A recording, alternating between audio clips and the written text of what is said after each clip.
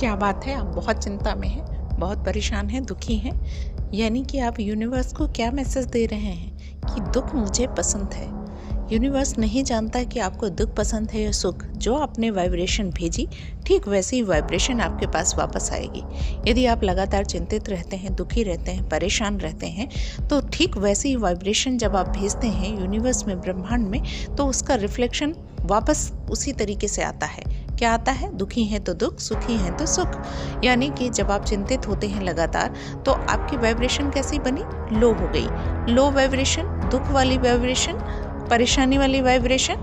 आप हर समय चिंता, एक चिंता का विचार दूसरे चिंता के विचार को अट्रैक्ट करता है, दूसरा चिंता का विचार तीसरे चिंता के विचार को, और ये क्रम यूं ही चला रहता है।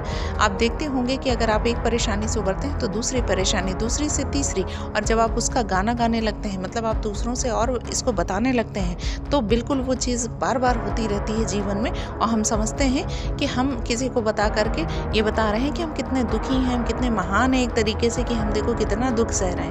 जबकि होना क्या चाहिए? इसका उल्टा होना चाहिए। आपको अपनी परेशानी, दुख किसी से नहीं कहना है, किसी से भी नहीं कहना है, और उस दुख के विषय में बहुत ज़्यादा फिल्टर नहीं करना है। चश्मा लगा करके, फिल्टर लगा के कि अगर है थोड़ी सी परेशानी, बना लिया उसको बहुत बड़ी परेशानी, और उसके विषय में सोच रहे हैं। जबकि हर समस्या है तो समाधान भी है, हर कोई नकारात्मक चीज़ है तो उसका सकारात्मक परिणाम भी है। लेकिन हमारा दिमाग इस चीज़ का आदी हो चुका है, या हम आदी होते हैं कि हमारा ब्रेन इतनी जल्दी नकारात्मक चीज़ों को एक्सेप्ट करता है, उनको मान लेता है, जबकि सकारात्मक मानने में उसे बहुत टाइम लगता है, या हमें सकारात्मक इस तरीके से सिखाया ही नहीं जाता है। तो आपको यदि कोई बीमारी रियल में भी है, तो एक तो ब्रेन को ये आप मतलब उसको इतना कहो कि नहीं, ये है ही नहीं हमको। जब आप इतना दृढ़ निश्चयी हो जाओगे तो जो चीज़ होगी वो भी ख़त्म हो जाएगी और कम हो जाएगी। इसके साथ ही आप जब इस चीज़ को एक्सेप्ट करने लगोगे कि नहीं, मुझे ऐसा कुछ भी नहीं है, तो वो चीज़ ठीक होने लगेगी। और छोटी मोटी बीमारी को तो बढ़ा चढ़ा के बताना, वो तो बिल्कुल नहीं करना है। और जितना हंस सको उतना हंसिए, क्योंकि जितना ही आपके बॉडी में हार्मोन रिलीज़ होगा हंसने वाला, जितना ही आप खुश होंगे, ऑक्सीटोसिन जब आपके प्रोड्यूस होगा शरीर में, तो आपको वैसे भी जीवन में बहुत सारी सकारात्मक चीज़ें दिखने लगेंगी। और हंसिए, नाचिए, गाइए, गुनगुनाइए। बल्कि अगर आप नकारात्मक सिचुएशन में, तो ऐसा कहते हैं नहीं हो पाता है, या ऐसा होता है कि नहीं हो पाता है, लेकिन फिर भी आपको कोशिश करनी है कि आप अपने ब्रेन को वापस अच्छे विचारों पे लाइए। क्योंकि आप नहीं लाएंगे तो इससे होगा क्या? परेशान आप ही रहेंगे, कोई दूसरा नहीं परेशान होगा।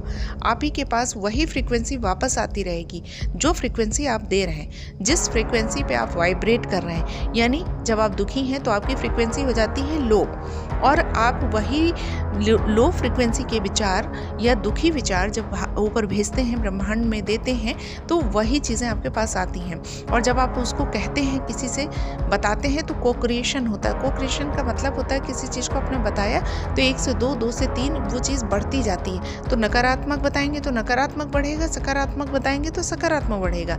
लेकिन हमारा ब्रेन वैसे भी आदी होता है, नकारात्मक चीज़ों को बहुत जल्दी एक्सेप्ट करता है, और ये ह्यूमन नेचर होता है, साइकोलॉजी होती है कि उसे सिंपैथी बहुत पसंद होती है।